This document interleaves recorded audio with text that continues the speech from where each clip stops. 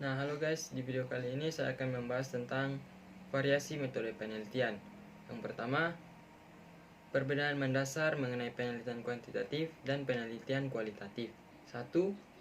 Konsep yang berhubungan dengan pendekatan. Pendekatan kualitatif menekankan pada suatu makna, penalaran definisi suatu situasi tertentu, kemudian lebih banyak meneliti hal-hal yang berhubungan dengan kehidupan sehari-hari. Kemudian, pendekatan kuantitatif mementingkan adanya variabel-variabel sebagai objek penelitian dan dalam bentuk operasionalisasi variabel masing-masing. Kemudian yang kedua, dasar teori. Jika kita menggunakan penelitian kualitatif, maka dasar teori sebagai pijakan adalah adanya interaksi simbolik dari satu gejala dengan gejala yang lain yang ditafsir berdasarkan pada budaya yang bersangkutan dengan cara mencari makna semantis dari gejala yang sedang diteliti.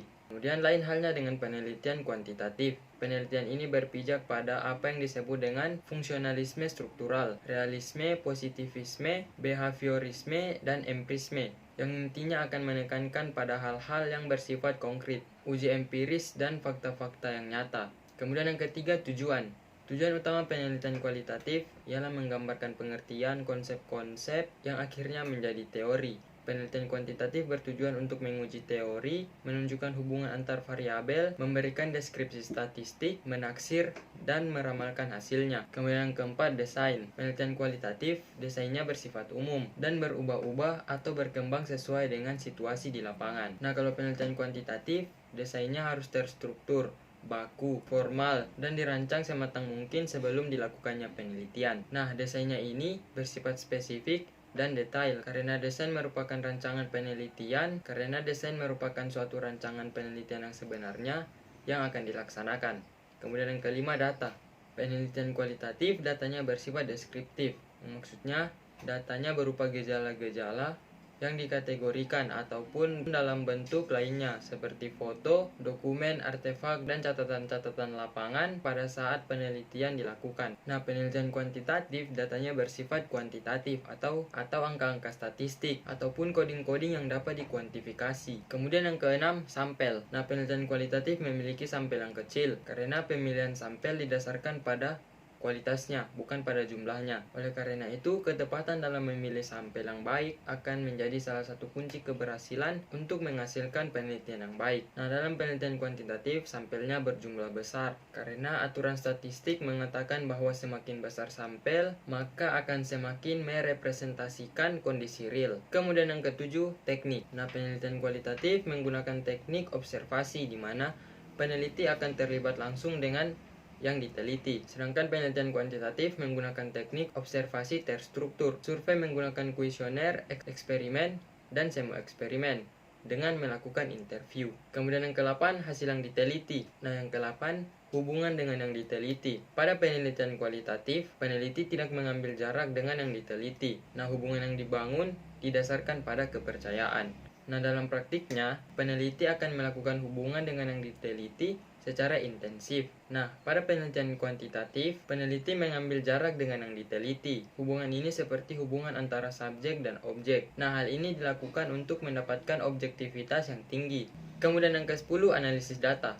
Analisis data dalam penelitian kualitatif itu bersifat induktif dan berkelanjutan, yang tujuan akhirnya itu untuk menghasilkan pengetahuan-pengetahuan dan juga pembangunan suatu teori baru. Analisis data dalam penelitian kuantitatif itu bersifat deduktif.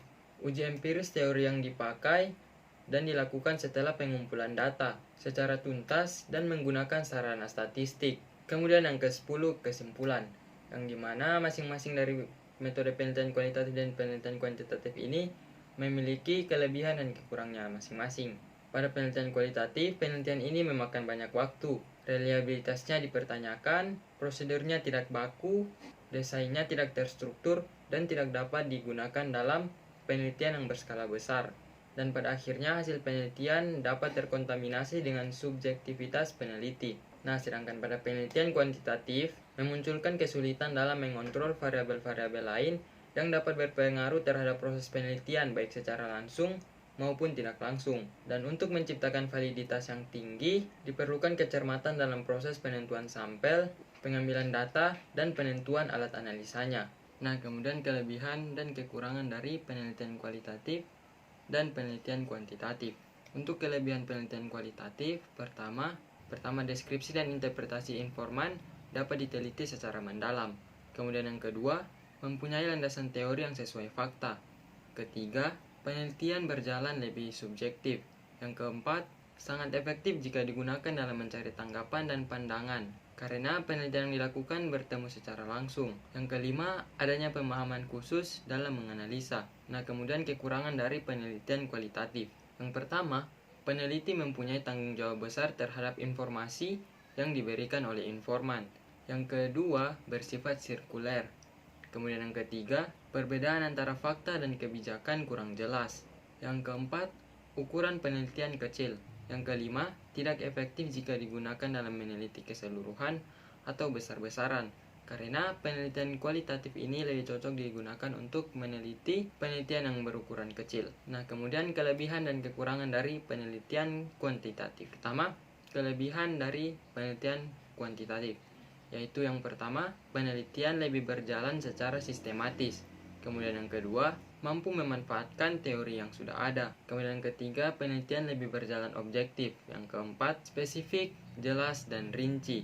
Yang kelima, dapat digunakan untuk melakukan sebuah penelitian yang sangat besar. Nah, hasil analisa juga dalam metode kuantitatif bisa didapatkan dengan jelas. Kemudian hasil analisa juga bisa didapatkan dengan akurat. Metode penelitian kuantitatif ini juga bisa digunakan untuk menyederhanakan sebuah permasalahan yang kompleks dalam sebuah masalah. Nah, penelitian kuantitatif ini juga bisa digunakan untuk menyederhanakan permasalahan yang ada dalam sebuah model. Nah, itulah kelebihan dan kekurangan dari penelitian kualitatif dan penelitian kuantitatif. Dalam metode penelitian kuantitatif terdapat beberapa metode. Pertama, metode deskriptif. Metode deskriptif merupakan suatu pencarian fakta menggunakan interpretasi yang tepat. Yang kedua, metode komparatif. Metode komparatif sering dilakukan pada penelitian yang mengarah pada perbedaan suatu variabel dalam suatu aspek yang diteliti. Kemudian yang ketiga, metode korelasi. Nah, metode korelasi merupakan metode penelitian yang dilakukan dengan tujuan untuk menggambarkan dua atau lebih fakta dan juga sifat-sifat objek yang diteliti. Kemudian yang keempat, metode survei. Menurut Zygmunt, metode survei merupakan metode dalam sebuah penelitian yang informasinya dikumpulkan dari beberapa sampel. Kemudian menurut Bailey, metode survei merupakan suatu metode penelitian yang mempunyai teknik pengambilan keputusan berupa data pertanyaan secara tertulis maupun secara lisan. Kemudian yang kelima, metode ex post facto. Metode ini merupakan metode yang sering digunakan dalam sebuah penelitian yang sedang meneliti hubungan antara sebab akibat yang dapat dimanipulasi oleh peneliti. Kemudian yang keenam, metode true experiment. Nah, dalam metode ini kita dapat mengontrol semua variabel luar yang ada dan dapat mempengaruhi jalannya suatu eksperimen. Kemudian yang ketujuh, metode quasi eksperimen. Metode quasi eksperimen mempunyai kelompok kontrol yang dapat membantu dalam proses penelitian, akan tetapi tidak berfungsi sepenuhnya karena untuk mempengaruhi variabel-variabel luar yang masih mempengaruhi pelaksanaan eksperimen. Kemudian metode yang terakhir yaitu metode subjek tunggal. Nah, metode ini juga sering disebut dengan single subject eksperimen, yaitu eksperimen ini dapat dilakukan dengan eksperimen ini dapat dilakukan terhadap subjek dengan jumlah tunggal saja. Nah, kemudian metode yang ada dalam penelitian kualitatif. Pertama, fenomenologi. Fenomenologi merupakan penelitian yang mengkhususkan pada fenomena dan realita yang tampak untuk menguji penjelasan di dalamnya. Kemudian yang kedua, etnografi. Etnografi merupakan metode penelitian yang melihat kajian bahasa dalam perilaku sosial dan komunikasi masyarakat, dan juga bagaimana bahasa tersebut diterapkan dalam konsep budaya yang terkait. Kemudian yang ketiga, studi kasus. Metode penelitian studi kasus ini merupakan metode penelitian yang meneliti suatu kasus atau fenomena tertentu dalam suatu masyarakat yang dilakukan secara mendalam untuk mempelajari latar belakang, keadaan, dan interaksi yang terjadi. Kemudian yang keempat, metode historis. Metode historis yaitu penelitian yang memiliki fokus penelitian pada peristiwa-peristiwa yang sudah berlalu dan melakukan rekonstruksi masa lalu dengan menggunakan sumber data atau saksi sejarah yang masih ada hingga saat ini. Kemudian yang kelima atau yang terakhir yaitu grand theory atau teori dasar. Nah, metode teori dasar ini yaitu sebuah penelitian yang dilakukan untuk menemukan suatu teori baru atau menguatkan teori yang sudah ada. Dengan mengkaji prinsip dan kaidah dasar yang sudah ada, lalu dibuat kesimpulan dasar yang membentuk prinsip dasar dari sebuah teori. Nah, itulah beberapa metode yang ada dalam penelitian kuantitatif dan penelitian kualitatif.